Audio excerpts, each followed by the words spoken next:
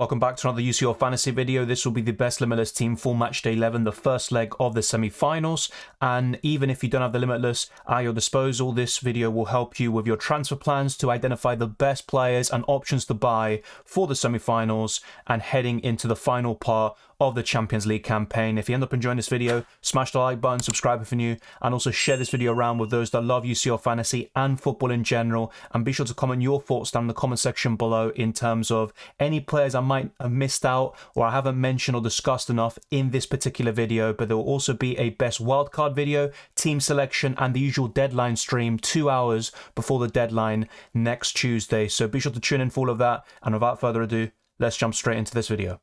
For one match day only in the first leg, I would go for Thibaut Courtois and Maignan. And I think the key difference is that if it was a wildcard squad, I would maybe give Onana the edge over Maignan. But one thing I have to say on that regard, and I'll talk about this in the wildcard team video as well, is that Onana hasn't started every single game recently. And Handanovic has gotten 2 starts out of the last 5 games for Inter Milan, as they've won 3 on the bounce. You're not going to have any of those concerns with Maignan in the Champions League. But I firmly believe Onana will continue to start. So it's really a straight shootout between Onana and Maignan as your second goalkeeper. You want to have one playing on each day, and of course Courtois and Ederson will be playing on the Tuesday, and then on the Wednesday we've got the Milan derby. And I think Thibaut Courtois is the best way of covering Real Madrid defensively. And if you also want maybe a few Man City defenders or defensive coverage, then I would go for the likes of John Stones, Ruben Dias, etc., instead of going for Ederson, who's got a lower ceiling. He makes fewer saves compared to Courtois. And I also think in terms of penalties, if that ever comes into the equation, Courtois is more likely to save one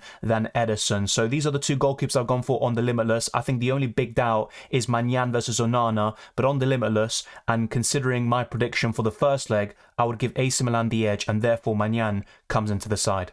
There's always a debate in UCL Fantasy and other fantasy formats in terms of do we go for a balance or put all our eggs in one basket. And I typically favour a balance, but on the Limitless in this match day, I would probably go for 2 or 3 AC Milan defensive coverage. Your alternative is to maybe go for Onana instead of Maignan and have 2 Inter Milan defensive coverage and 2 AC Milan. So let me know your thoughts down in the comment section below. It is worth mentioning that Inter Milan are in better form. They've won 3 on the bounce, whilst AC Milan have only won 1 of the last 5 games. But AC Milan are keeping more clean sheets recently. Their issue is scoring goals and getting enough victories on the board. Now, I've gone for Tomori and Theo Hernandez.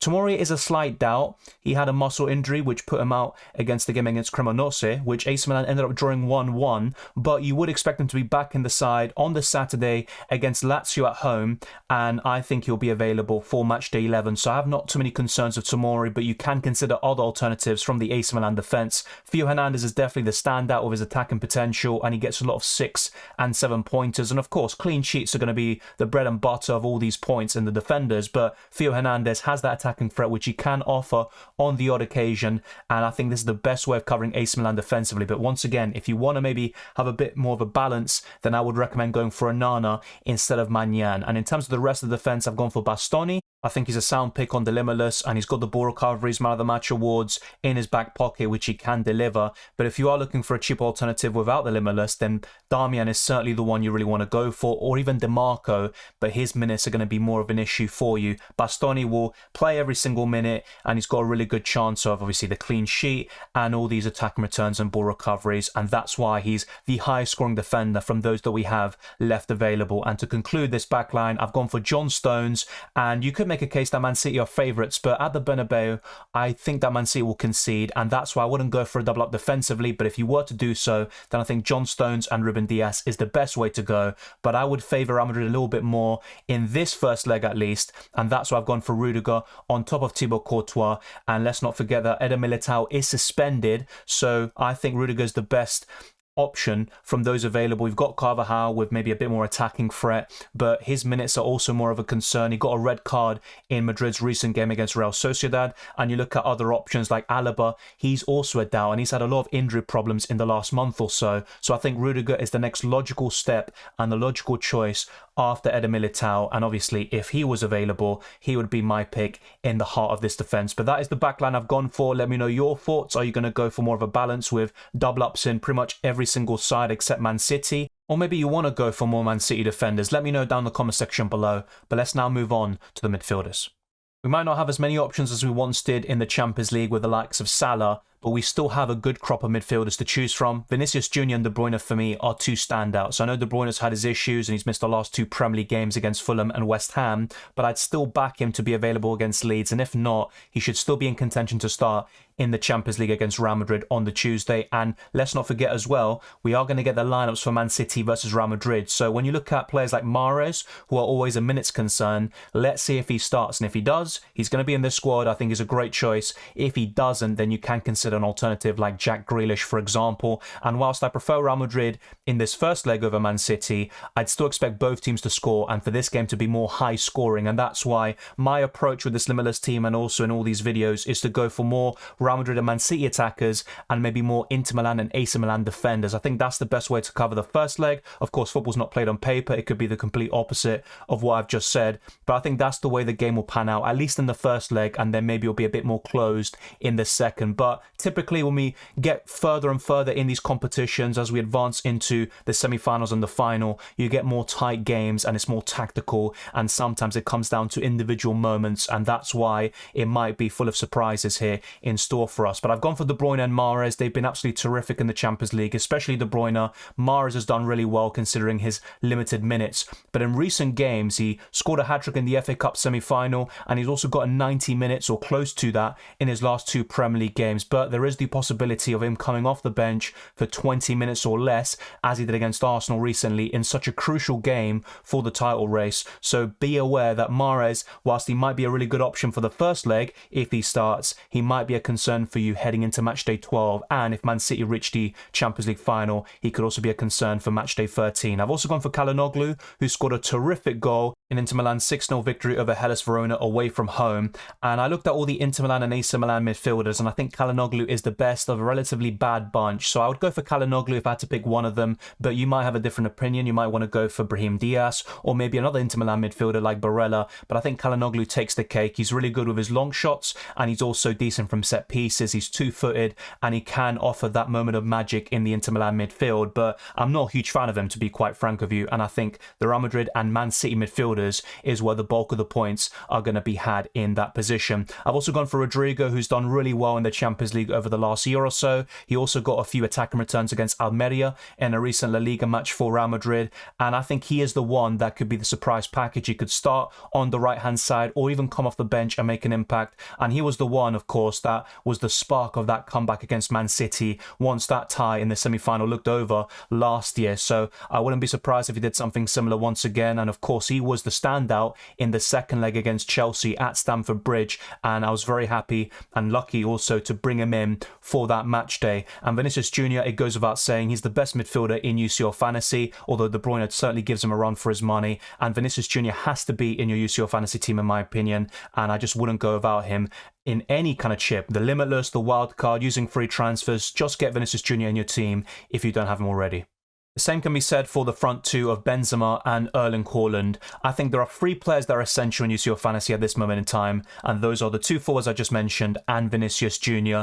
The rest is definitely up for debate, but you also could make an argument that you want to have at least one Man City defender, have one Inter Milan defender, and stuff like that. That kind of thing might be essential, but in terms of individual players, those three you have to get in your team. Karim Benzema recently scored a hat-trick against Almeria, and let's see how he can do in the Champions League, where he's getting better and better as we advance into the competition. And he didn't score a single group stage goal this season, but he did have some injury problems which also played a part, but now that's kind of all behind him, and he's got a really good chance of being the catalyst and the main reason for Real Madrid winning the Champions League for a 15th time and reaching yet another European final. Erling Haaland's in the form of his life, and he's only going to get better at this point. He's got more goals than games played in the Champions League, in the Premier League, in pretty much every club he's been at, and so Erling Haaland has to be in your team. We all know this. You don't need me to make videos about that to realise that. So Erling Haaland is going to be in the squad, of course he is, and the same goes for the best wildcard and team selection videos. Now I think the key decision to make in the forward line is whether you go for Rafael Leao or Lautaro Martinez, who's been in really good form, by the way, in recent games, and also since the World Cup, although he had a bit of a blip, I think, around February. Lautaro Martinez is getting back to his best, and he's getting that confidence back in front of goal, which is really important. And I think if you want someone long-term, I would go for the Argentine, but for one match day only, with AC Milan being at home, I would go for Rafael Leao. Now, it is worth mentioning as well the recent record between Inter Milan and AC Milan. And in the last 2 games, AC Milan haven't scored a single goal past them, and Inter Milan have gotten the better of them. Even in the Supercoppa d'Italia, Inter Milan won 3-0, but in the last home meeting for AC Milan at the San Siro, Rafael Leao scored twice in a 3-2 victory for AC Milan. That was their first meeting this season, and I think AC Milan have the edge at home, but it might be away where they come undone, and that's where they could be eliminated, of course. But on the Limitless, you have to think about one match day only, and that's why I would give Rafael Leao the edge, but it's a really close one, and you have to give the form of both the club and the player to Lautaro Martinez and Inter Milan. But it's down to what you think is going to happen in this first leg. And if you give AC Milan the edge, I think it's just natural to go for Rafael Leao instead. But you can't forget the likes of Edin Dzeko and Olivier Giroud, who you may consider as some differentials as well. So that is the 50-man squad I've gone for on the Limitless. There's a few 50-50 calls, particularly for the third forward, Lautaro Martinez versus Rafael Leao, and also the second goalkeeper in Maignan versus Onana. But I think the rest is fairly locked in and very solid for this match day.